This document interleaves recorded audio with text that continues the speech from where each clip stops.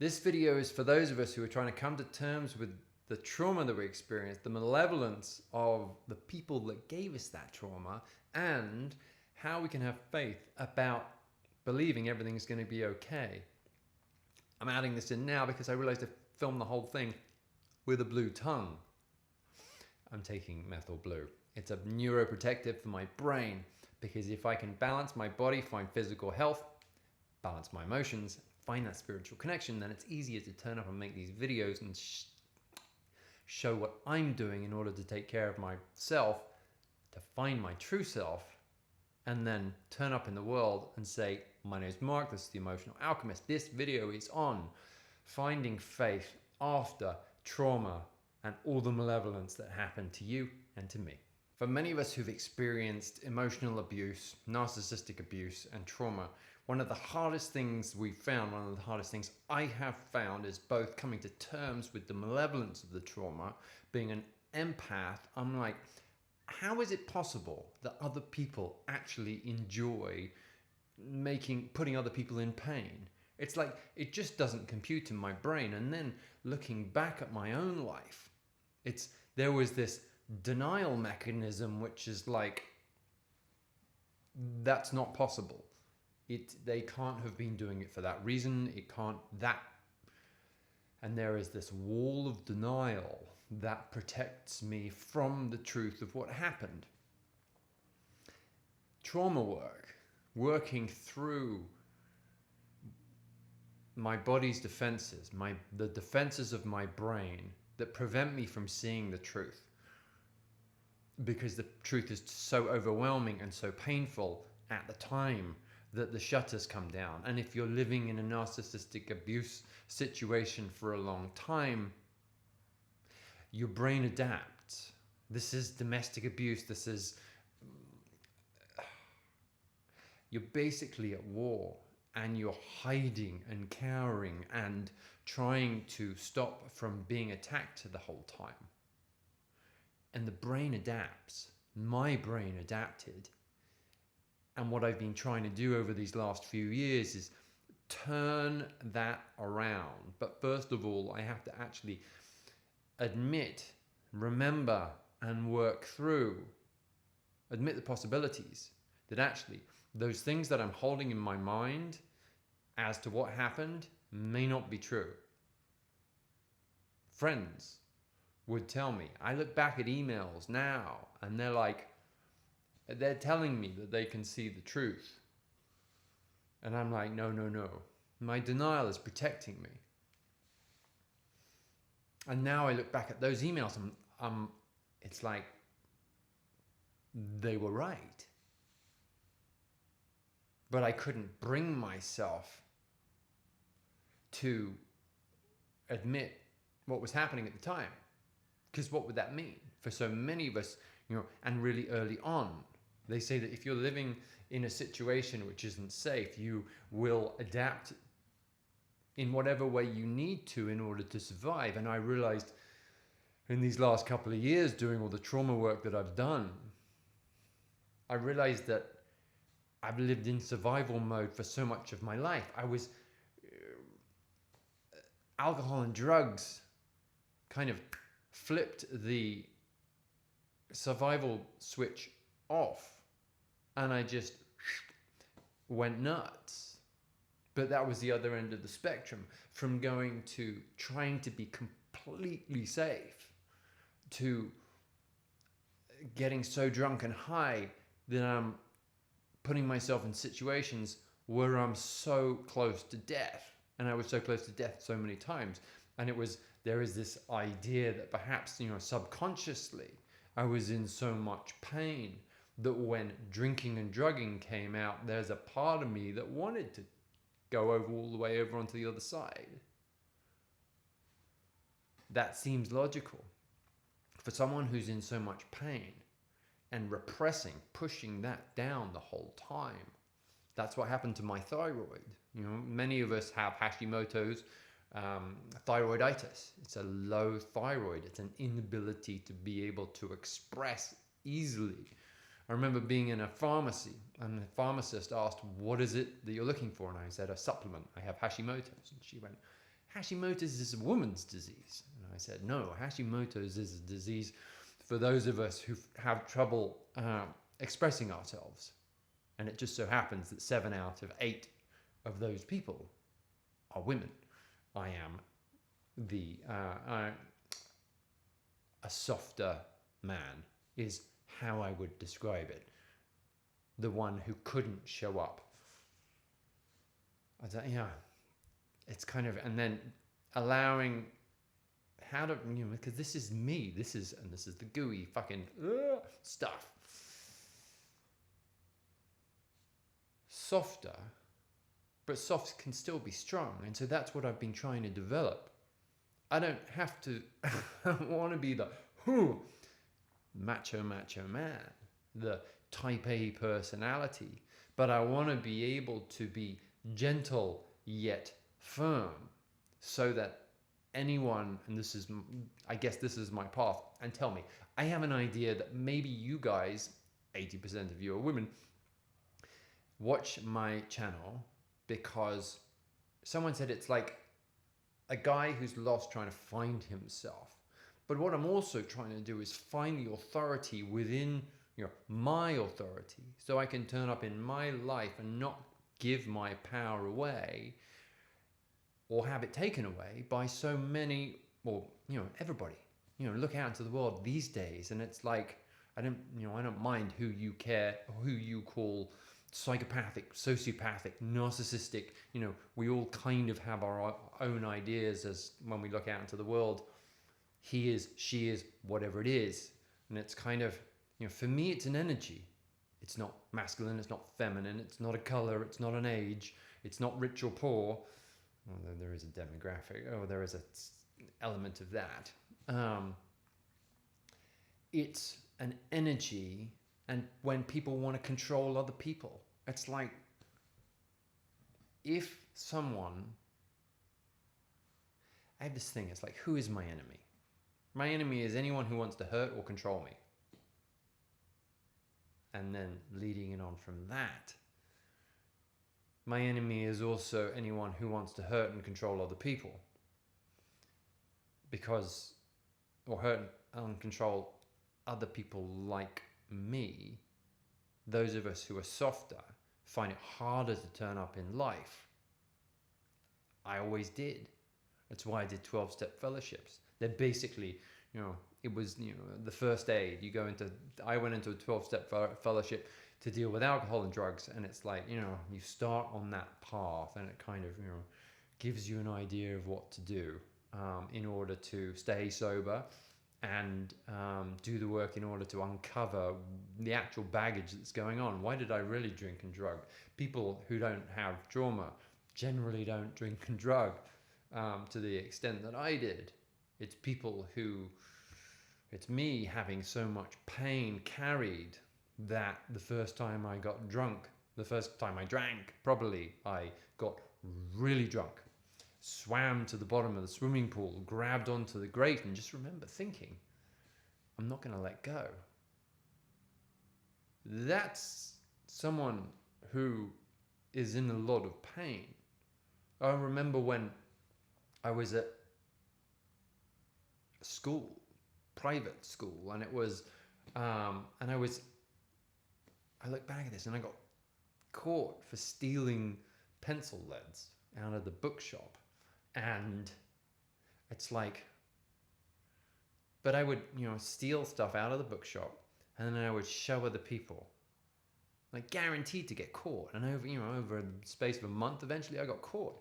And I remember being taken to the headmaster's office, and he came in, he sits down, and he says, Mark, why did you do it?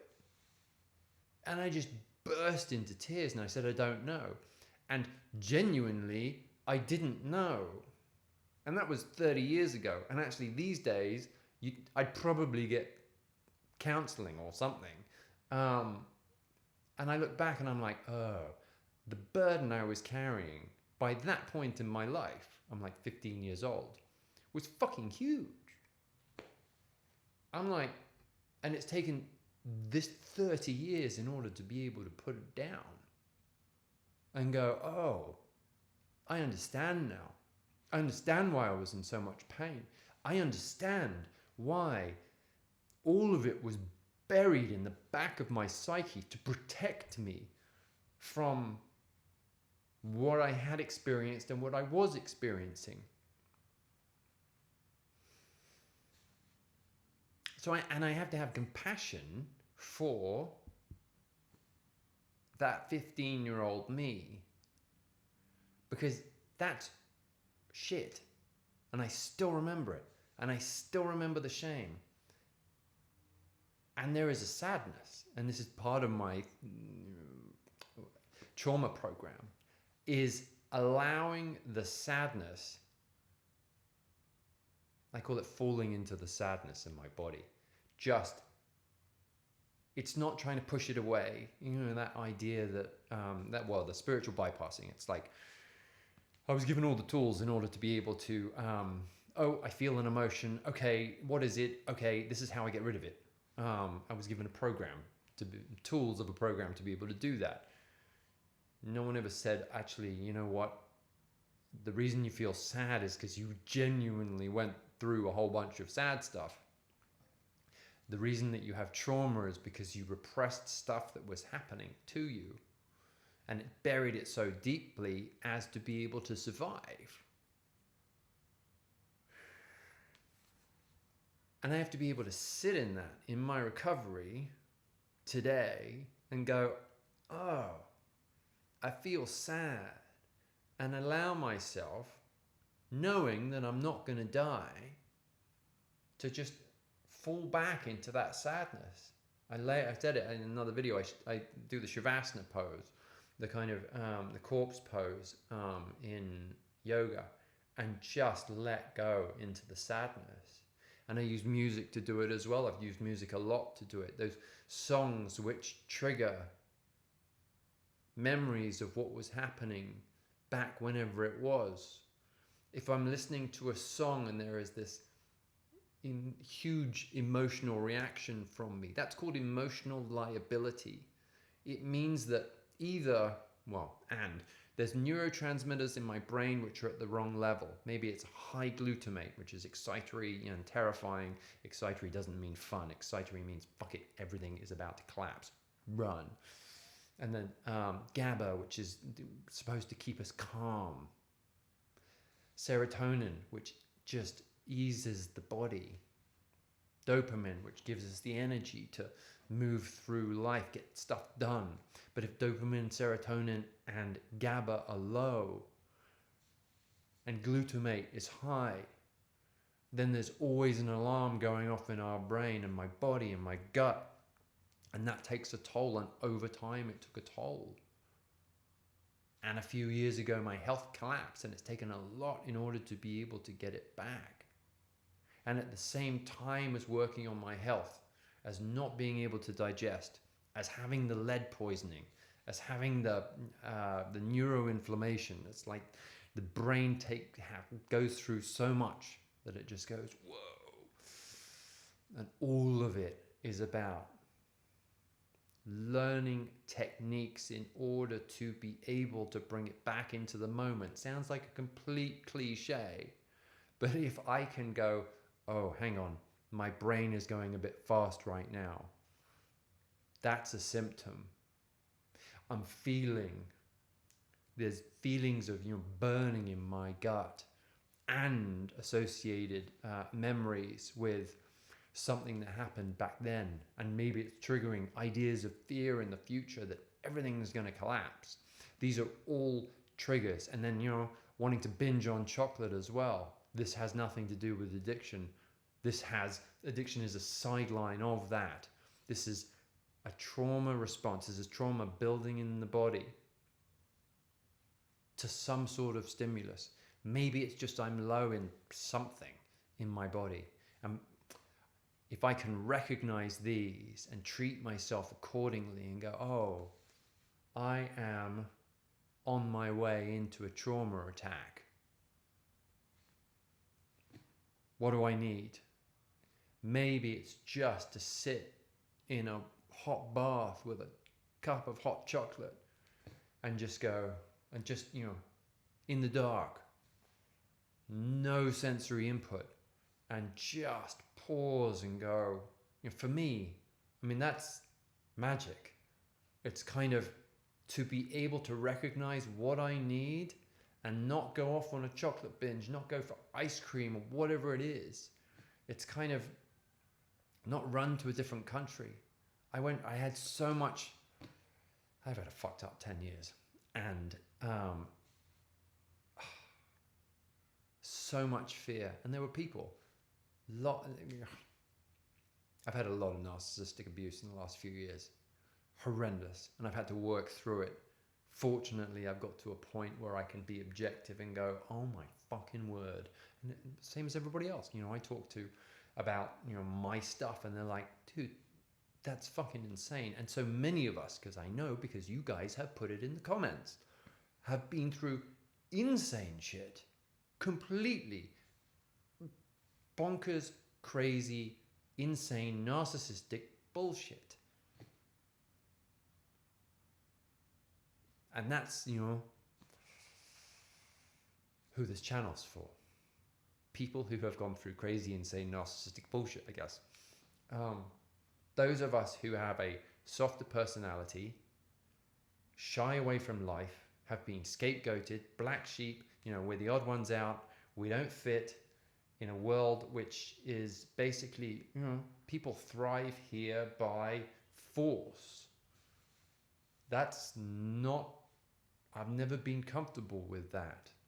But I've had to learn how to do it. I've had to learn how to defend myself in order to be able to turn up in the world and say no. That's pretty impressive for, fully codependent person, hideously low self-esteem, to be able to just observe what I'm feeling, that there is a, I'm going to say heinous individual. Fuck it, I'll leave it at that. Yeah, there's a heinous individual. He wants to hurt me, she wants to hurt me, whatever it is. And I need to be aware of the fear and the trauma that's coming up. Do whatever it is I need to do in the moment. Get fucked. I've only ever told people, I've only ever said fuck off to 2 people in my life. Other than my brother, obviously, because, in play. I just, complete lack of expression. I was castrated as a kid. I didn't have my balls removed. I had the energy. I had the mentally, emotionally castrated. Which is why, again, I became very, more effeminate. Not turning up in the world as, it's kind of as softer, but that doesn't mean bad. And it's kind of, can I allow myself to be that person that I am, soft? I don't want to turn up in the world as hard. I enjoy, talking to people in general. I say hello to everybody, everywhere I go. And I think that's from, it started off from low self-esteem, and now I just enjoy getting to know people. And if I can balance out the fear of people, which is based on the past experience of the people who were narcissistic, sociopathic, or psychopathic, if I can recognize my own fear, my own triggers in my body, and learn to balance the emotions, recover my body. So much of trauma is about for me being stuck. It's freeze or fawn. Rarely did I run in the situation. Never fought in the situation. I did have to learn how to fight, not physically. I had to learn how to fight in a different way, which has been a great bonus. It's for my development. I had to learn how to fight legally. It was difficult. It fucking destroyed me. But I've been able to, it's part of my development, and it's kind of, I guess, of who I've become, of being able to turn up in a world and go, okay, this is who I am. This is what I think is good. This is what I think is not okay. People wanting to hurt other people or control other people. And this is how I think I can help. And these videos that I'm starting to make again now, that I started 6 years ago, 6 years, this is how I think I can help. Just to talk about what I've been through, how I've got through it. Again, coming back to that, the idea of faith. It's what I was originally going to make this video on. It's like, how the hell do we have faith everything's going to be okay when, first of all, everything looks fucked, and second of all, I look back at the amount of pain that I've experienced from others, and it's like, and that energy seems to be expanding in the world, and it's like, how can I have faith that everything's going to be okay? And what I've learned in these last few years is that if I kept going, and faith somehow bridged over to trust. It's kind of because I could look back and I could go, things were shit. But even when they were shit, somehow it worked out in a way that I couldn't see at the time. It's kind of, the Steve Jobs thing. Looking back, you see where the dots join. And so I went from faith to trust to this point now, where it's kind of, you're stepping on the invisible bridge of belief. It's kind of taking steps and kind of, it's going to be okay because it's always been okay. And it's been, it may have been fucking heinously painful, but all of the evidence suggests, and this is kind of, I guess, the faith in something which is invisible, unseen, God, universe, spirit, whatever. I don't try and, God is a really short word for something I have no idea what it is, how it works, kind of, but it appears to be something. My friends, they've said it. It's like, dude, something's taking care of you. And the crazy shit that I've had through my life, the crazy shit that I have seen you describe in the comments, something is taking care of scapegoats. Something is taking care of those of us who find it difficult to turn up in the world. And it's like, that is what I need to have faith in. But it's invisible. And until now, I couldn't really see it. I don't care what I call it. But if I can just be aware of the fear in me. They say fear is incompatible with faith. Absolute bullshit. Faith is the only thing that gets me through fear. When I'm in trauma, it's like, it's going to fucking be okay. It's going to be okay. It's going to be okay. And eventually it is okay. That, for me, I don't know. And finding others. Because there's those of us just want to have fun and joy and experience life and have fun and joy. And then you have others who just want to hurt other people. And there's plenty of those in the world right now, and it's kind of, fuck it. What I can do for today is put a video out there into the world and say, my name's Mark, this is the Emotional Alchemist. It's kind of going to be okay. I remember a guy in this guy in rehab. He was one of the management guys, and he's like, everything's going to be okay. It's an Alabama accent, I think. But he was like, it's going to be all right. That's what he said. It's gonna be all right. And if I can just hold on to that, a day at a time, a moment at a time, even when it's shit, then, because there's good evidence that it's gonna be all right. And even the shittest stuff which has happened in history, people got through it. And there looks to be shit stuff happening now, but people got through it. And I guess for those of us who are weird and different and odd and black sheep and scapegoats and, you know, softer personalities, and it's like maybe we are closer to that invisible source of whatever it is, and that we are being taken care of. And if we can lean into that, then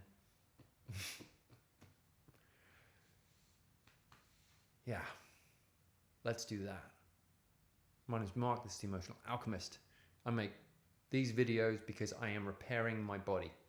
If I can find physical health and emotional balance, I can find that spiritual connection, and I can turn up in the world and go, it's going to be okay. It may not look like it, but it's going to be okay. Let's see what we can all do to have an okay outcome.